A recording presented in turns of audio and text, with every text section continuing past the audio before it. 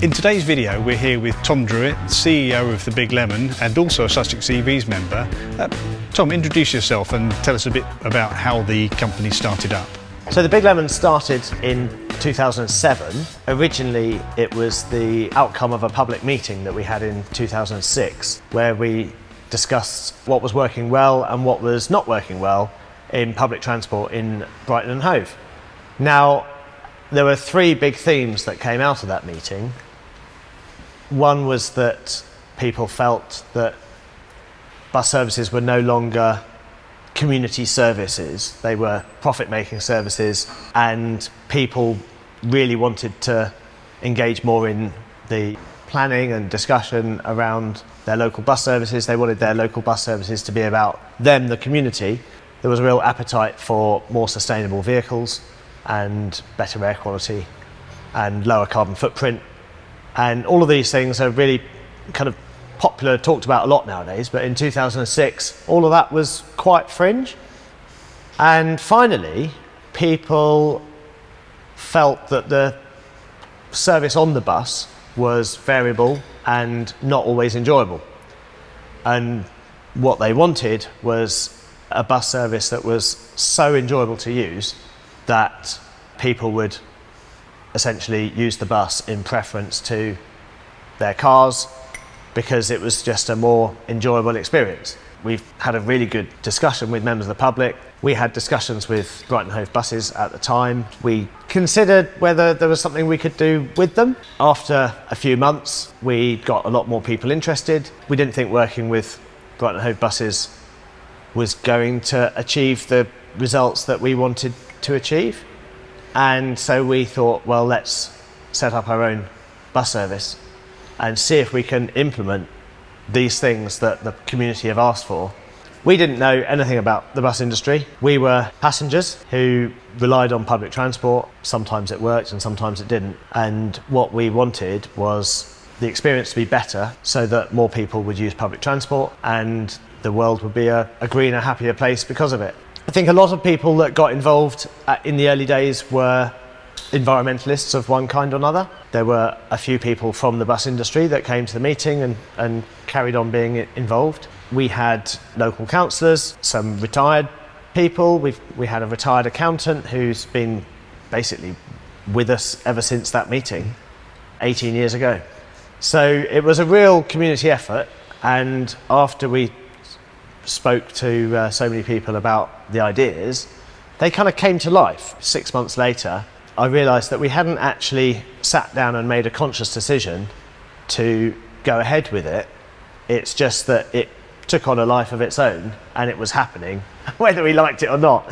So we better get with the programme and crack on with it. We set up our first service in 2007 between Brighton Station and Sussex University. We were focused on university services and they became more frequent, and then we extended into the evening, and at one point we were running 6 buses an hour between the town centre and the university, and that was from 7 o'clock in the morning until about 4:30 the following morning. The Big Lemon, why the name, and what do you think about it now? Yeah, The Big Lemon. It came from just in the early days. I was walking through Brighton along Western Road, and I was thinking about what name should we call the business.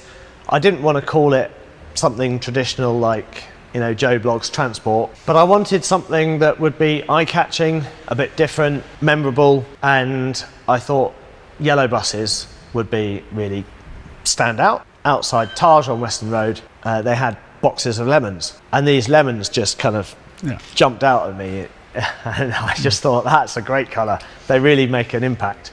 And I know there's the old joke of vehicles being lemons when they're no good. Obviously we were aware of that, but we just thought it would add to the fun. Well, when life gives you lemons, drive them. Exactly. There's so many things. You've expanded to some other city centres apart from Brighton now, I hear? In 2022, we started services in Bristol as well. A couple of months later in Bath.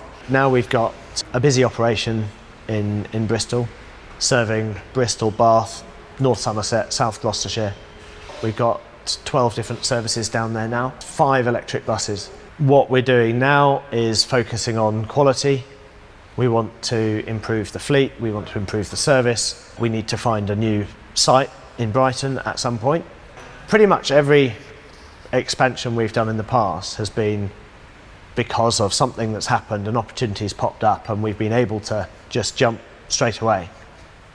Bristol was mobilised in a month. At the time, we had no licence to operate in the west of England, and people worked round the clock to a deadline, because we knew that services had to start on that day, whether we were ready or not.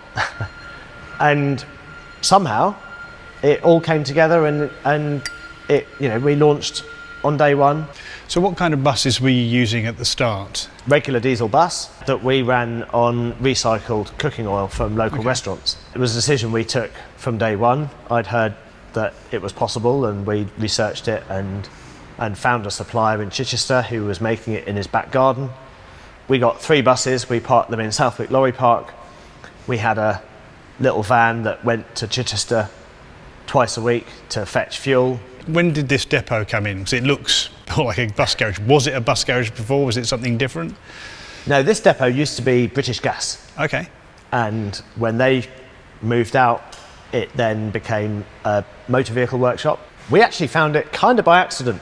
We were looking for an office because at the beginning, our depot was Southwick Lorry Park. Our office was my kitchen table. One of these offices upstairs was being advertised. And then when I was chatting to the landlord about the office, I realised that he had parking spaces as well.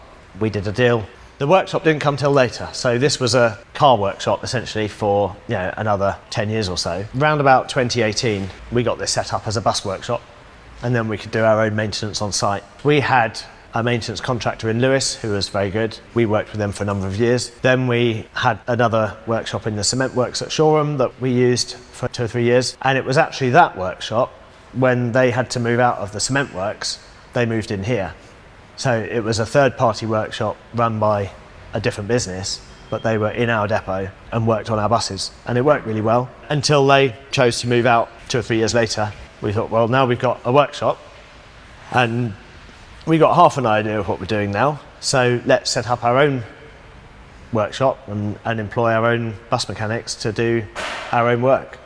And now we've got 3 PSV mechanics, obviously all the kit we need, all on site. It works brilliantly here. We don't know how long we've got this site because it's a development site. There's a planning application in at the moment. If that goes through, we'll have to find another home in the Brighton area. So we've got our eyes open now, looking around. But if any real members know of anywhere, then do let us know. Next time on Sussex EVs, Tom explains how the Big Lemon is funded. This bus here, there'll be, those 2 seats will belong to one person. This side panel belongs to somebody else. Okay. Every little helps.